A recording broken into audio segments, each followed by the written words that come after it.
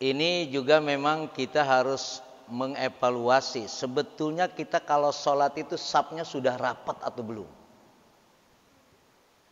Kalau kita pernah sholat di Makkah, di Madinah, terasa rapat nggak tuh? Wah, terasa ya. Ya, uwel-uwelan kalau kata orang Sunda itu. Ya, sebetulnya seperti itu kita nikmati. Ya, kalau ada celah tadi mestinya masuk aja selama badannya masih bisa. Itu. Kalau saya mau seperti itu. Makanya seringkali kan imam menyatakan, ya, istau wa'tadilu wastaqimu. Ya, luruskan dan rapatkan. Karena ini hikmahnya banyak. Dalam satu riwayat hadis itu, kalau salatnya itu tidak rapat, itu setan nyempil. Paham nyempil enggak? Makanya kemarin ketika Covid kan banyak masalah tuh ya. Nah, karena memang riwayatnya begitu. Setan jangan dikasih kesempatan, salatnya harus rapat dan lurus. Malah waktu Covid mas 1 meter. Pesta itu setan itu. Ya, terlepas itu ada khilaf.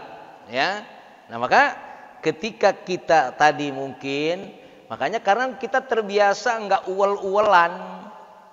Padahal kalau antum yang sudah pernah menikmati sholat di Makkah, di Madinah gitu kan, berebut itu. Ya seperti itulah sebetulnya.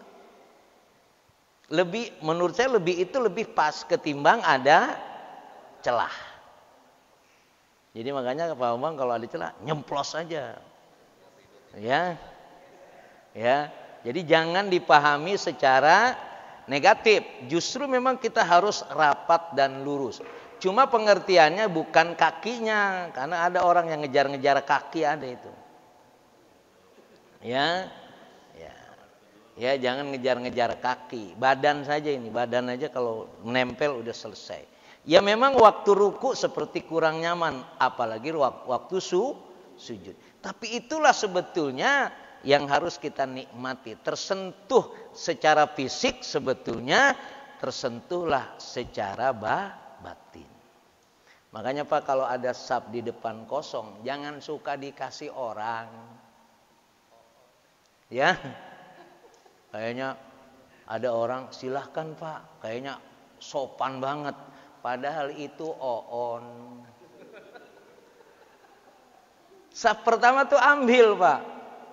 Ya, jangan dikasih orang. Ya, kelihatannya bahaya banget ya.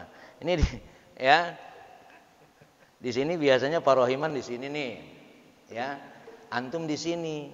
Padahal ini kosong. Maju aja, biarin aja. Ambil tuh punya Pak Rohiman, dia datangnya terlambat. Jangan silakan Pak Rohiman. Lah, ambil. Ayo. Masjid ini kan tempat tidak ada lagi apa? Tidak ada lagi membedakannya. Nah, makanya berebut.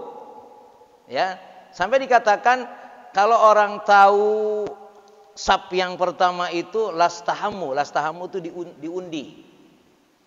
Ya, mungkin 2 orang ada satu saf kosong gitu kan ya. Datang berdua, gua duluan, kira-kira gitu kan?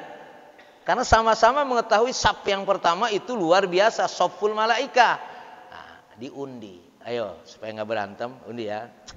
Nah, anak kan? Ya, sampai begitu Pak. Ya, karena memang dalam kaidah al-isar fil ibadah mamnu. Mempersilahkan orang lain untuk ibadah tidak boleh. Kayak tadi tuh sop yang pertama, Pak silahkanlah ambil, gitu Bang ya. Ya, jadi kita tidak melihat di situ, karena makanya kita terbiasa rada renggang-renggang, jadi begitu sempit-sempit rada ngambek dikit kira-kira gitu ya.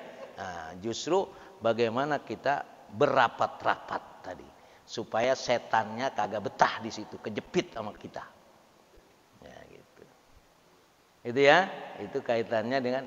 Nah, kalau yang lain selain ibadah boleh. Ini kalau nggak itu ibadah kan, nggak boleh dikasih orang.